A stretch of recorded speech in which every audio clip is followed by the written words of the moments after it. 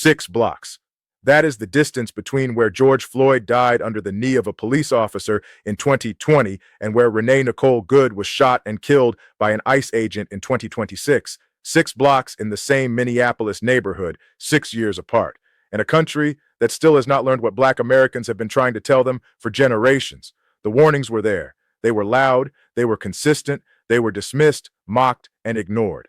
Black communities told you that police militarization would spread, that unchecked federal power would expand, that the tactics used against Black neighborhoods would eventually be used against everyone, that a system designed to control and suppress would not stop at the boundaries of any one community. Now Minneapolis is occupied by thousands of federal agents. An American citizen is dead. The President of the United States is threatening a state with reckoning and retribution. And the same people who dismiss those warnings are watching their own neighborhoods turn into something they never imagined possible. This is the story they did not want to hear. This is the reality they refused to see. And this is the reckoning that Black America tried to prevent. The militarization of American police did not begin with Donald Trump. It did not begin with George Floyd. It began decades ago, and Black communities were the testing ground.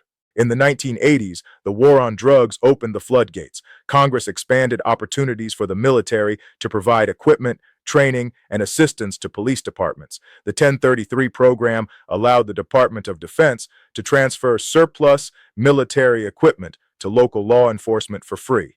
Armored vehicles, grenade launchers, military-grade rifles, equipment designed for war zones found its way to suburban police stations and urban precincts alike.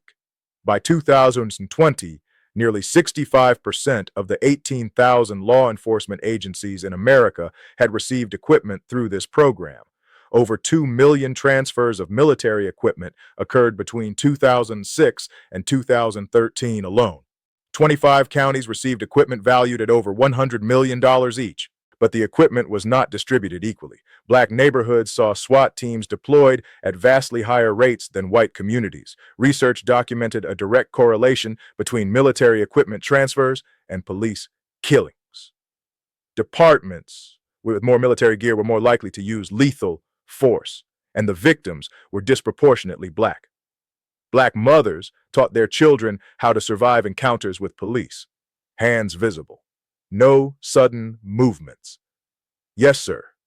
No, sir. The survival strategies passed down through generations were not paranoia. They were responses to a documented reality, a reality that the rest of America did not want to believe existed. When Michael Brown was killed in Ferguson in 2014, Black activists organized. The hashtag became a movement. Black Lives Matter did not emerge from a vacuum. It emerged from a century of evidence that Black lives were treated as expendable by a system designed to control them. The demands were specific: stop the transfers of military equipment to police, end the warrior mentality in law enforcement, require transparency and accountability, demilitarize the police before the militarization spread. They were told they were exaggerating. They were told police needed the equipment to fight crime. They were told that if they just complied, if they just obeyed, nothing bad would happen. George Floyd complied. He was pinned to the ground for 9 minutes and 29 seconds until he died. The world watched it happen on video. Minneapolis burned. And for a moment, it seemed like America might finally understand what Black communities had been saying. That moment passed. The protests of 2020 represented the largest civil rights demonstration since the 1960s. Millions took to the streets in all 50 states and dozens of countries. Polls showed more Americans supporting Black Lives Matter and acknowledging institutional racism than ever before. The federal response demonstrated exactly what Black activists had warned about. President Trump deployed 43,350 military troops against Black Lives Matter protesters nationally. Federal agents in camouflage and tactical gear were sent to Portland, Washington, D.C., and dozens of other cities, often over the explicit objections of local officials. Military surveillance aircraft monitored demonstrations. Unmarked vehicles detained protesters without explanation. A report from the movement for Black Lives documented that the federal government deliberately targeted protesters in an attempt to disrupt and discourage the movement. The data corroborated what Black organizers had long known from lived experience about the government's disparate policing of racial justice protests. The militarization did not stop. It accelerated, and then came Minneapolis. Again, when the Trump administration announced Operation Metro Surge in December 2025, it claimed the purpose was immigration enforcement and fraud investigation. Minnesota's Somali community was the stated target. The president had already called them garbage. He had accused them of destroying the state. He had demanded an end to their protected status. More than 2,000 federal agents flooded into Minneapolis. That is more than 3 times the number of officers employed by the Minneapolis Police Department. ICE agents in tactical gear patrolled residential streets. Schools went into lockdown. Businesses closed. Customers were afraid to leave their homes. Residents developed warning systems, car horns, and whistles to alert neighbors when ICE vehicles were approaching. The sounds became a strange new normal in diverse neighborhoods where immigrants and citizens lived side by side. On January 7, 2026, those warning sounds were not enough. Renee Good was an American citizen. She was a 37-year-old mother. She was sitting in her car on Portland Avenue when ICE agents approached. What happened next is disputed. The federal government claims she weaponized her vehicle and tried to run over an agent. Witnesses describe a woman blowing a whistle, yelling out her window, shot at close range, covered in blood, saying her final words before collapsing. She died 6 blocks from where George Floyd was killed. The parallels were immediate and devastating for a community still traumatized by 2020. Traherne Cruz, co-founder of Black Lives Matter Minnesota, recognized the pattern instantly.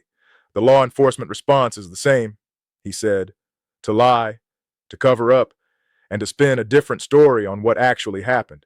The residents of South Minneapolis understood what they were seeing. They had seen it before. The faded Black Lives Matter signs still in their windows were joined by new placards reading "De-ICE Minnesota" and "ICE Out." The community that had rallied around George Floyd now rallied around Renee Good. The grief was familiar. The outrage was familiar. The official denials were familiar. But something was different this time. The federal occupation did not end. It intensified. Unlike the aftermath of Floyd's death, when local police eventually pulled back and accountability processes began, the federal government doubled down. The president announced that more agents were coming. The day of reckoning and retribution was coming, he said.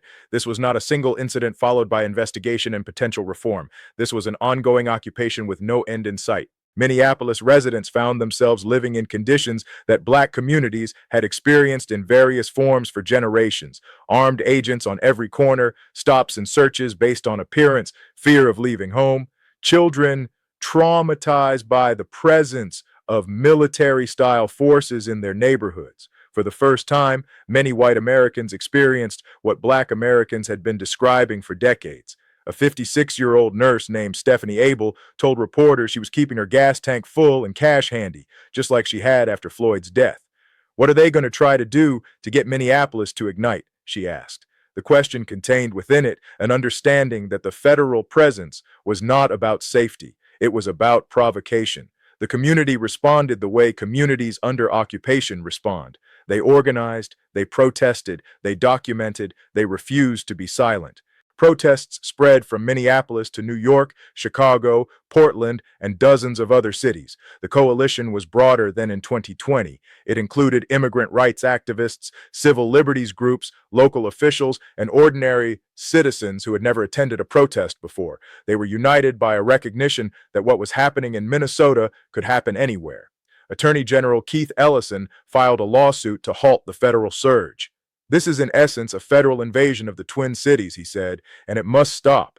The lawsuit documented what residents had experienced. Businesses reporting revenue drops of 50 to 80% because customers were afraid to go out. Schools in lockdown. Police resources diverted from actual crime to manage the chaos created by federal agents. The Minneapolis Police Department logged more than 3,000 hours of overtime in just 4 days responding to incidents caused by the federal presence. The lawsuit alleged that the surge had nothing to do with immigration enforcement or fraud investigation. The percentage of Minnesota's population that are undocumented immigrants is roughly 1.5%, less than half the national average. If immigration enforcement were the genuine purpose, Minnesota would be an unusual choice. The real purpose, the lawsuit alleged, was political retaliation. Trump himself had stated it plainly. Minnesota is corrupt. They are crooked officials. I feel that I won Minnesota all 3 times. I won it all 3 times, in my opinion. It is a corrupt voter state. Trump did not win Minnesota. Not once. Not 3 times. The state's election officials accurately reported results that did not favor him. According to the lawsuit, that was why the state was being targeted. This is the reality that black communities have been warning about for years. Law enforcement as a tool of political control. Federal power deployed not for public safety, but for punishment. The machinery of the state turned against those who refused to submit. The warnings were not heeded when black neighborhoods were the targets. Perhaps they will be heeded now that the targeting has expanded. But the expansion should not have been necessary to prove the point. The evidence was always there. The research was clear, the testimonies were abundant, the pattern was documented.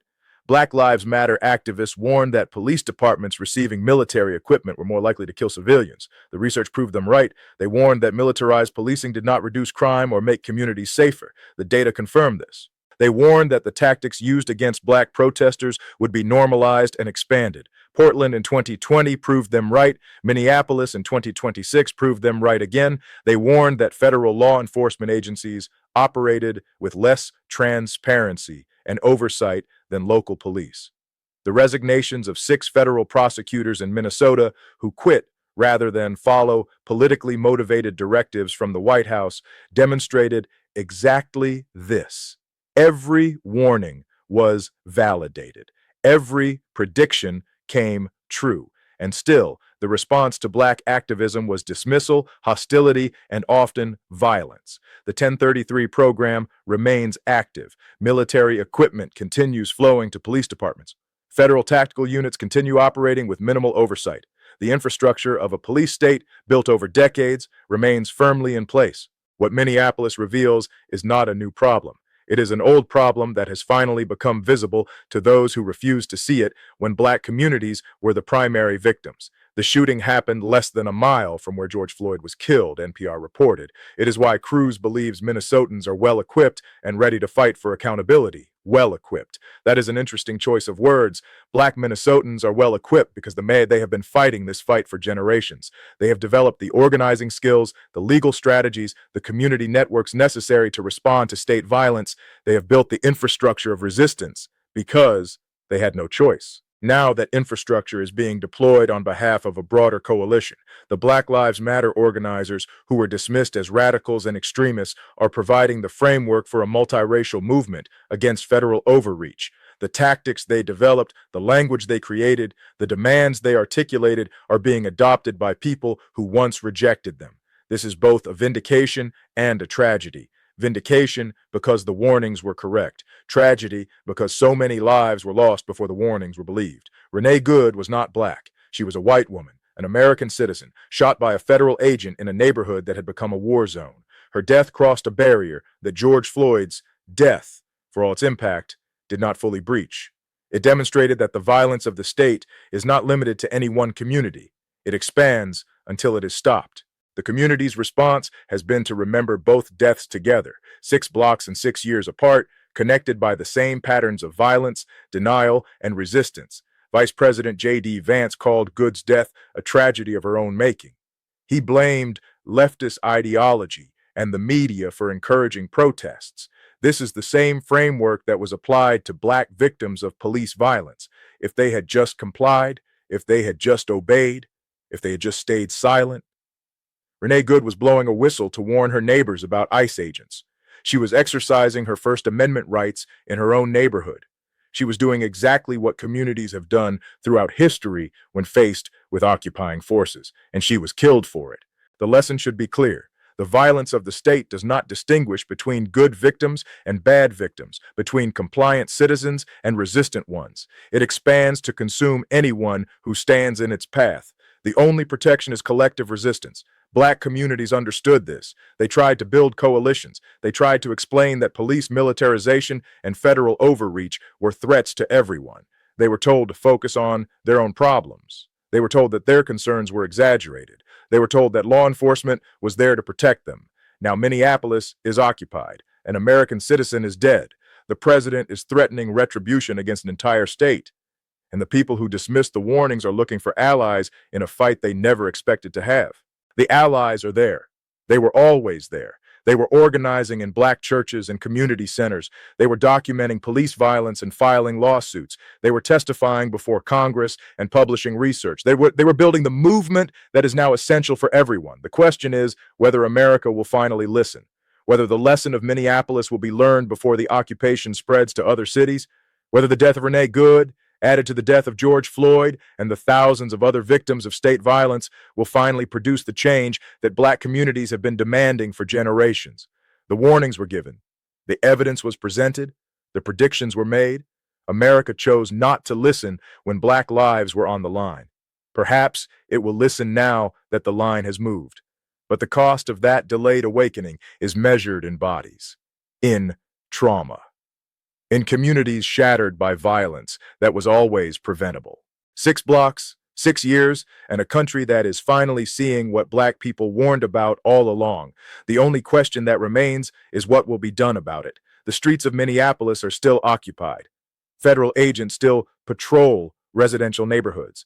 Schools still go into lockdown.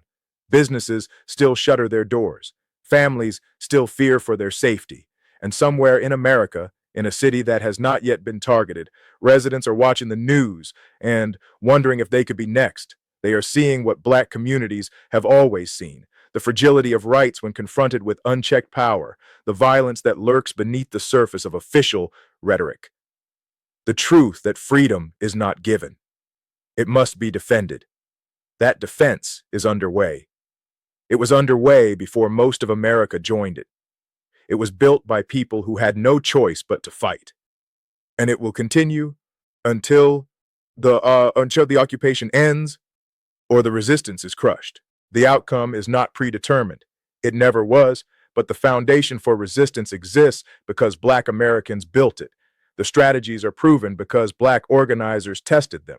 The coalition is possible because Black activists refused to give up even when they were abandoned by those who should have been their allies. The history of this resistance stretches back further than most Americans acknowledge.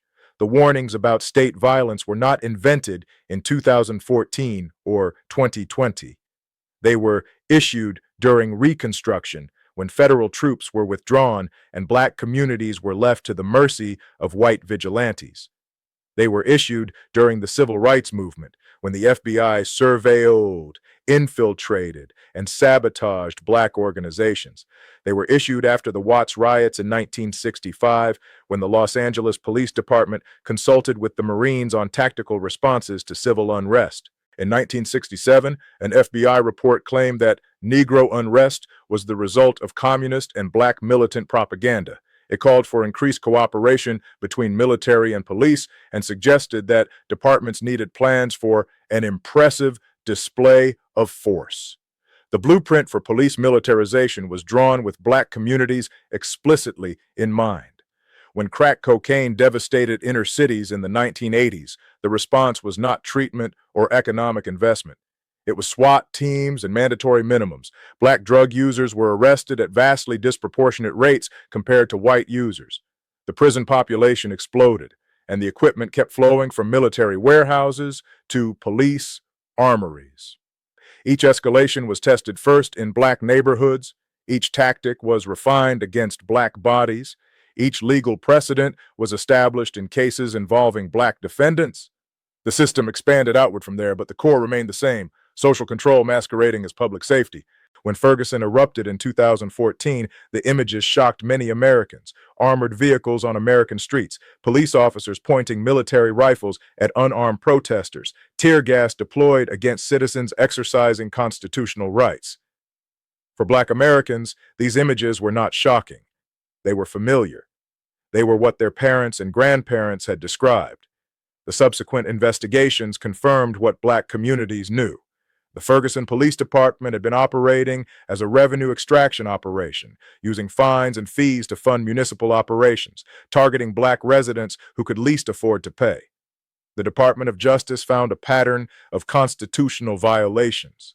The pattern extended to police departments across the country, and yet the militarization continued. The 1033 program was briefly restricted under Obama, then expanded again under Trump.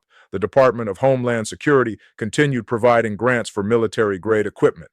The warrior mentality that Black Lives Matter activists identified as the core problem remained embedded in police training nationwide.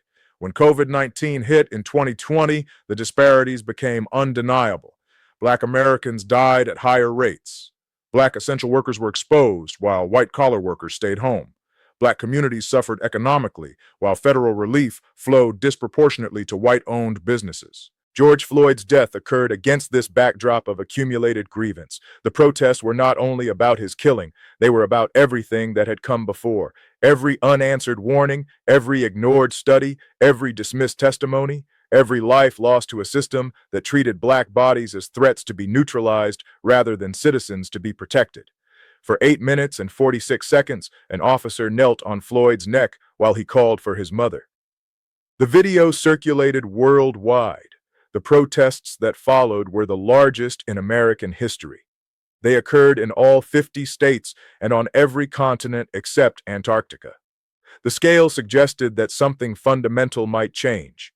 It did not. The same federal agencies that had supplied military equipment to local police were deployed against protesters. The same tactical gear that had patrolled black neighborhoods in Ferguson now patrolled streets in Portland and Washington, D.C. The same rhetoric that had dismissed black grievances as criminal and un-American was applied to a multiracial movement demanding accountability. Some reforms passed, some police departments lost funding, some officers faced consequences. But the underlying infrastructure remained intact. The equipment remained in police hands. The federal tactical units remained operational. The legal precedents that allowed officers to kill with impunity remained in force. When observers noted that violent far-right mobilizations, including the January 6, 2021 attack on the Capitol, attracted smaller and more passive police presences than peaceful Black Lives Matter protests, the disparity was documented but not addressed. The system operated exactly as designed. It treated some forms of political expression as legitimate and others as threats. The distinction tracked predictably along racial lines. Now, Minneapolis has become the proof of what black communities always knew. The tactics expand, the targets multiply, the violence that was deemed acceptable when directed at black neighborhoods does not stop at neighborhood boundaries. It reaches anyone who becomes inconvenient. The surge in Minneapolis is not about immigration. The fraud investigation that supposedly justifies it was initiated by Minnesota state agencies in 2020 during Trump's first term. The state requested federal assistance to prosecute wrongdoers. Now, the federal government treats the state as an enemy. The 6 prosecutors who resigned from the U.S. Attorney's Office in Minnesota were not random resignations. They were the people leading the fraud investigations. They were pressured to shift their focus from fraud to the political targeting of protesters and critics. When they refused, they left. The actual fraud investigation was sacrificed for political theater. This is what happens when law enforcement becomes a political weapon. The stated purposes become pretexts. The actual purposes remain hidden until they become undeniable. And by then, the occupation is already underway. Black Americans understood this dynamic because they lived it. They watched as the war on drugs was used to dismantle black political power. They watched as gang databases were used to justify surveillance and harassment. They watched as civil asset forfeiture was used to seize property without conviction. They watched as qualified immunity protected officers who killed without cause. Every mechanism of state violence was tested on black communities first. Every expansion of police power came at black expense. Every erosion of civil liberties began in black neighborhoods. The residents of South Minneapolis now experience what residents of South Chicago, South Atlanta, and South Los Angeles have experienced for generations: the constant presence of armed agents, the knowledge that any interaction could become lethal, the understanding that constitutional rights are theoretical rather than actual when confronted with militarized force. Michelle Norris, reporting from her hometown of Minneapolis, described the current moment as tender. How much can one neighborhood take? She asked. The question applied to the physical geography of streets she had ridden her bike on as a child. But it also applied to the psychological geography of a community repeatedly subjected to violence, repeatedly asked to process trauma, repeatedly told to believe in a system that repeatedly fails them. The GoFundMe campaign for Renee Good raised nearly $900,000 within days of her death. The number represented the outpouring of a community that recognized her as one of their own. It also represented the financial burden that families bear when the state kills their loved ones. The funerals, the legal fees, the lost income, the therapy, the costs that accumulate while accountability remains elusive. Black families have borne these costs for generations. Now white families are learning what it means to lose someone to state violence, to watch official narratives contradict what witnesses saw, to hear politicians blame the victim, to wait for accountability that may never come. The solidarity between communities is real, but it should not require shared trauma to produce shared understanding. The warnings were available, the evidence was documented. The path to this moment was clearly marked. America is finally seeing what Black people warned about. The question is whether America will finally act on what it sees. The occupation of Minneapolis continues. The protests continue. The federal presence shows no sign of withdrawing, and somewhere in America, in cities that have not yet been targeted, residents are watching and wondering when their turn will come. The resistance is built, the coalition is forming, the fight that Black Americans have waged for generations now expands to include everyone who recognizes the threat. But the expansion came too late for George Floyd, too late for Renee Good, too late for the thousands whose names never became hashtags, but whose deaths were equally preventable. The cost of not listening is measured in lives that cannot be restored. The only remaining question is how many more will be lost before the listening finally produces change.